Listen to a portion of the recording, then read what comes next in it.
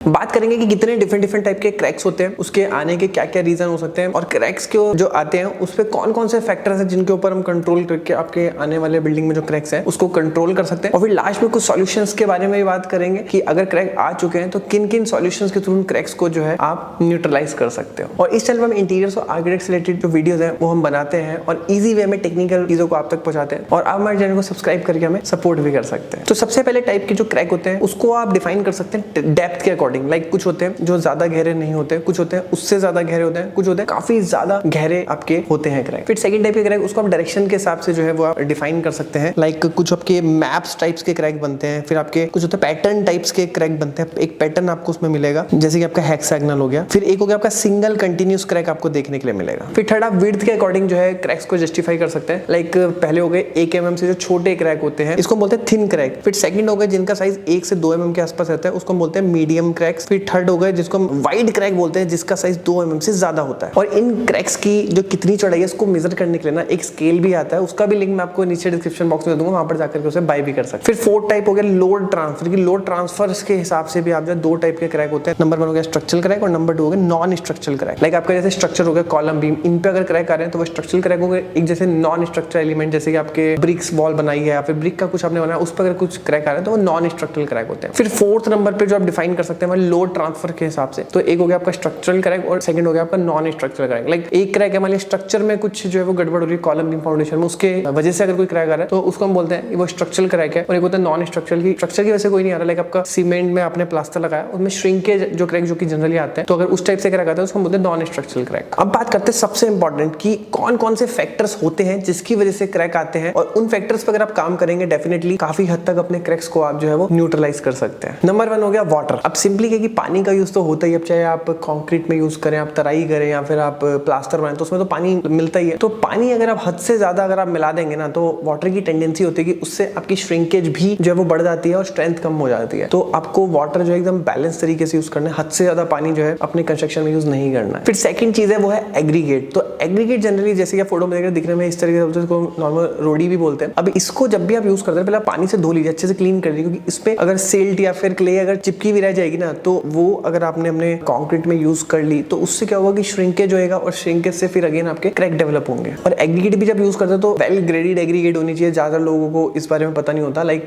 जैसे मान लिया आधा और पौना इंची है तो अब उसमें क्या मान लिया आप अगर यूज कर रहे हैं कंक्रीट बनाने में कॉलम में, लाइक आपका आधा इंच और पौना इंच यूज करना है आपको रोडी, तो उसमें क्या है कि ज्यादा लोग क्या करते हैं या तो सिर्फ आधा इंची ही डालते हैं या तो कुछ लोग क्या करते हैं सिर्फ पौना इंची डालते हैं। तो दोनों को वेल ग्रेडेड मतलब मिक्स कर लीजिए अच्छे से, लाइक 40-60 का रेशियो आपको मेंटेन करके चलना है। तो इससे आपका जो बीच में जो एक डेंसिटी है कंक्रीट की वो काफी अच्छी बन जाती है, मतलब आपका एक कॉम्पैक्ट बन जाता है पूरा सारी चीजें आपस में मिल करके। तो इससे भी जो है क्रैक्स आपके काफी हद तक कम हो सकते हैं। फिर थर्ड नंबर पे होगा ब्लीडिंग। तो जैसे कि फोटो में देख रहे हैं ब्लीडिंग कुछ इस तरीके से होती है, इसमें कि पानी जो है वो टॉप लेवल पे आ जाता है जब भी कंक्रीटिंग होती है। तो ये भी जो है क्रैक लाने का एक बहुत मेजर रोल प्ले करता है उसमें। और जनरली बहुत सारे लोग क्या करते हैं जब भी तराई की बारी आती है ना क्योरिंग करता है, क्योरिंग में थोड़ा सा कॉम्प्रोमाइज कर देते हैं। क्योरिंग में कॉम्प्रोमाइज करने से भी जो है क्रैक्स डेवलप होते हैं। फिर फोर्थ नंबर में बात करते हैं एक्सपोजर के बारे में। अगर आपके घर का या फिर आपका जो भी कंस्ट्रक्शन हो रहा है वहां पर जो एक्सपोजर है वो साउथ और वेस्ट की साइड में काफी ज्यादा है ना तो भी जो है वो प्रॉब्लम हो सकती है कि साउथ और वेस्ट में एक्सपोजर ज्यादा होगा तो सन का हीट ज्यादा पड़ेगा। तो आप जितना मर्जी तराई करेंगे तो जो आपका वाटर वो इवापोरेट हो जाएगा, तो वहां पे भी जो है क्रैक्स आने के चांसेस ज्यादा रहते हैं अगर एक्सपोजर आपका साउथ और वेस्ट की तरफ आपके घर का ज्यादा है। और फिर फिफ्थ नंबर पे बात करते हैं कवर के बारे में। तो सिंपली आप जब भी कॉलम कास्ट करते हैं, स्लैब कास्ट करते हैं, आप बीम कास्ट करते हैं तो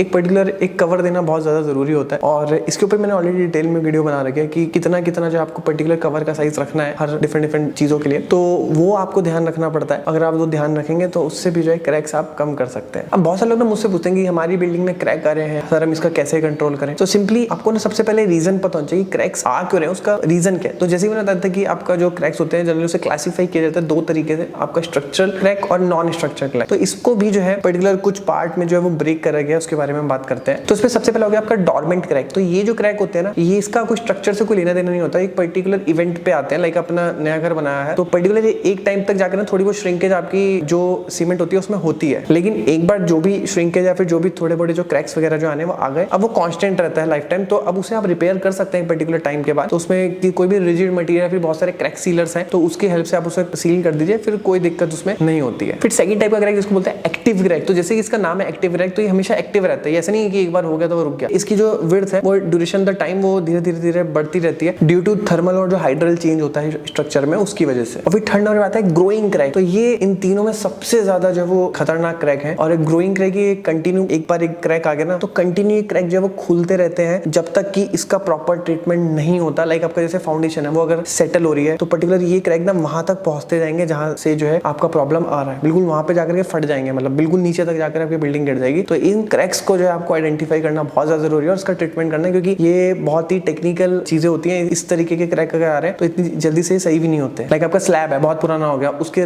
जो रेनफोर्समेंट है उसमें जंग लग गया, अब जंग लगने की वजह से वो प्रॉपर क्रैक जो वो नीचे जा रहा है तो वो क्रैक आते रहेगा। तो जब तक वो पार्ट जो वो डैमेज नहीं हो जाएगा ये क्रैक कंटिन्यू बढ़ता ही जाता है। और इन क्रैक्स के ट्रीटमेंट के बारे में बात करें, काफी सारी डिफरेंट टाइप की इसकी टेक्निक्स है, इसके बारे में फिर कभी डिटेल में वीडियो बनाएंगे। लेकिन कुछ नाम अगर मैं आपके साथ शेयर करूं, जिसमें रेजिन इंजेक्शन हो गया, राउटिंग एंड सीलिंग हो गया, स्टिचिंग हो गया, एक्सटर्नल स्ट्रेचिंग हो गया, बॉन्डिंग हो गया, ब्लैंकेटिंग हो गया, ओवरले हो गया, ड्राई पैक हो गया, वैक्यूम इम्प्रीगेशन हो गया, पॉलीमर इम्प्रीगेशन हो गया, फ्लेक्सिबल सीलिंग हो गया, ड्रिलिंग एंड प्लगिंग हो गया, कोटिंग हो गया, ड्रिंडिंग हो गया, सैंड ब्लास्टिंग हो गया।